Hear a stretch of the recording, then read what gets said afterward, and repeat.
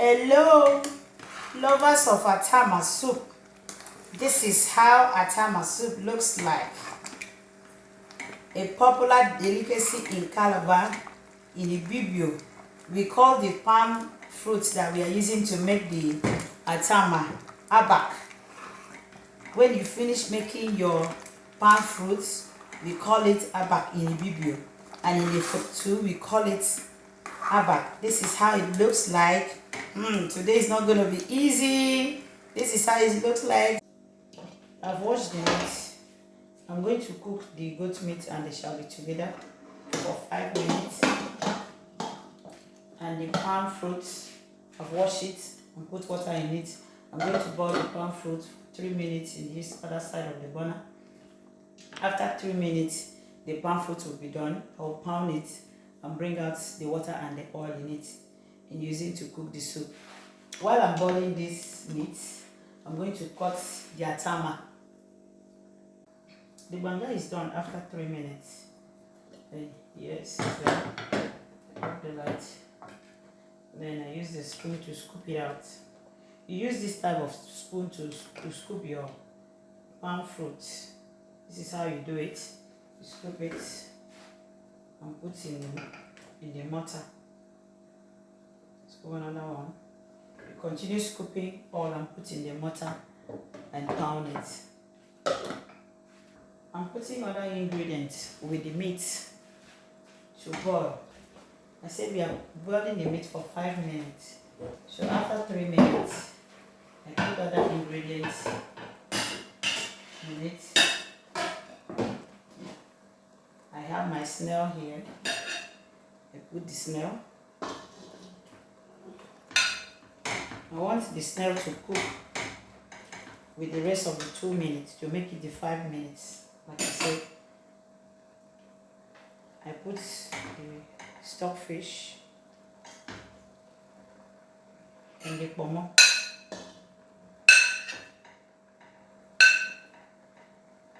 So I'm boiling it for like 2 minutes to complete with the 5 minutes. I put a little bit of water.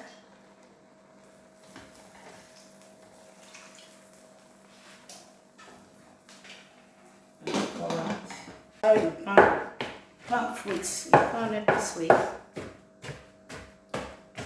This is how you pound the ayup. At this stage it is done when the shaft comes out of the palm kernel. This is the palm kernel. See the palm kernel? The shaft is out of it. When the shaft is out of it, that is when you carry your bowl and now turn the palm fruit into the bowl. You scoop it and put into the bowl.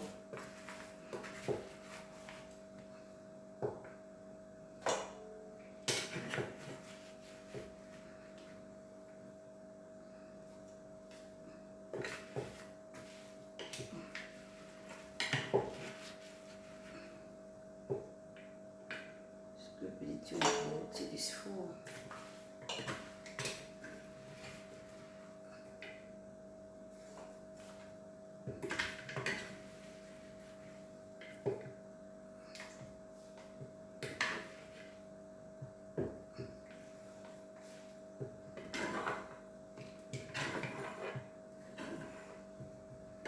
So you use your spoon and scoop it into the bowl till you are done. Then I return back to the table. So you put water in it. You put water.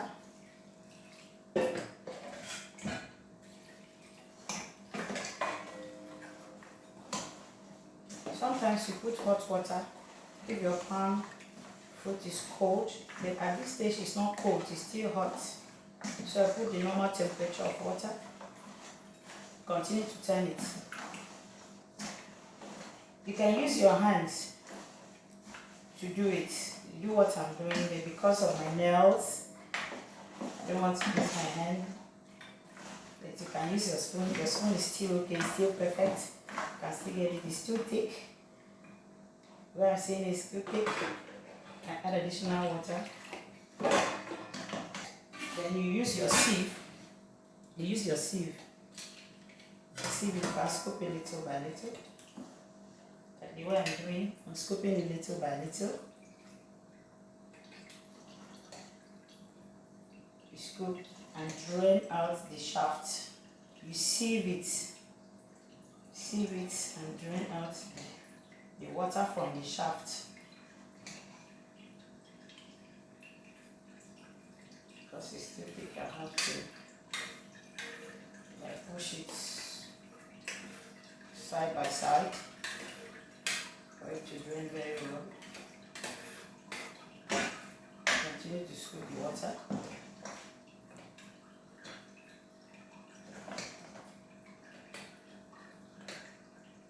At this point, I need to turn it here.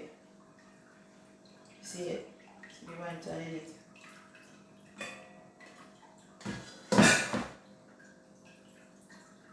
I'm trying to make the water to come out.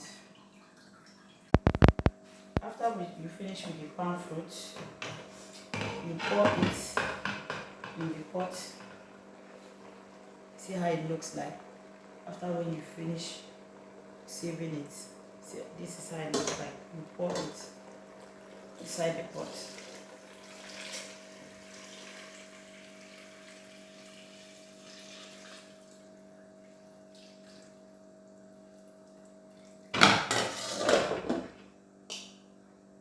Cover it. I shape the fish to it and the periwinkle. Then I boil my water for the Atama leaf. I have to wash the Atama leaf before. This is the Atama leaf. I finished cutting the Atama leaf. Please, you go to one of my YouTube channel and see how I'm cutting the leaf. Check one of the YouTube channels, you see how I'm cutting the afang leaf. The same way you are cutting the afang leaf is the same way you are cutting the Atama leaf. This is how you do it. You put it in the water. This is the boiling water.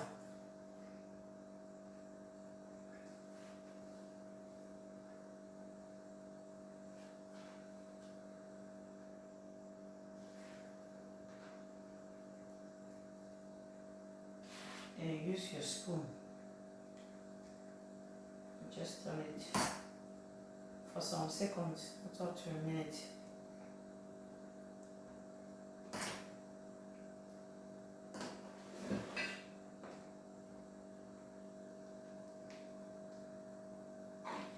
After turning it for some seconds, let me shift this one closer. After some seconds, you now sieve. This is your sieve. Remove the water.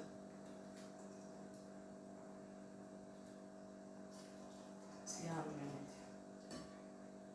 When you put it in the sieve, you press it so that the water can come out. Press it so that the water can come out.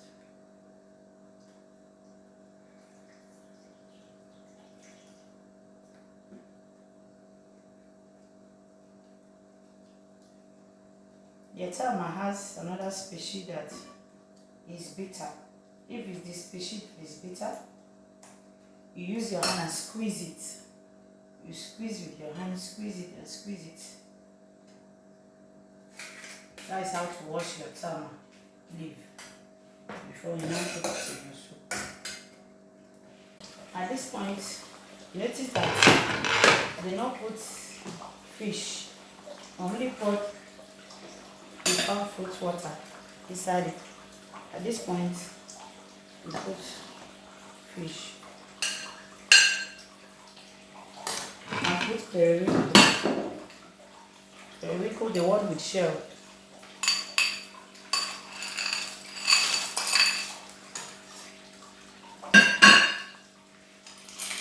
Really turn it. The reason I'm putting fish at this point is that fish is very soft. don't want my fish to disappear in the soup. That's why I'm putting it at this point. I'll still continue to boil it for a minute before putting other things. After a minute, you put crayfish.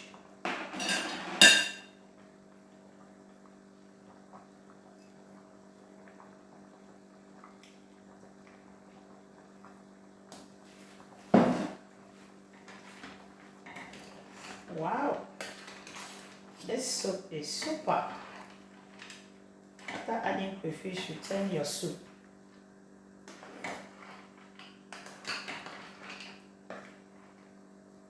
Turn it and test it to see how it is. Let me test. Okay. I think I need a little bit of salt.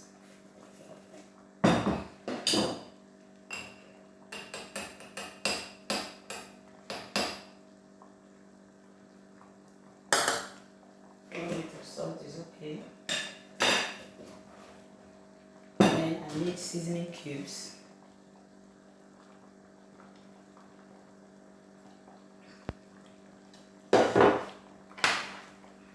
After putting your seasoning cubes, you turn it. Turn your soup to see how it is.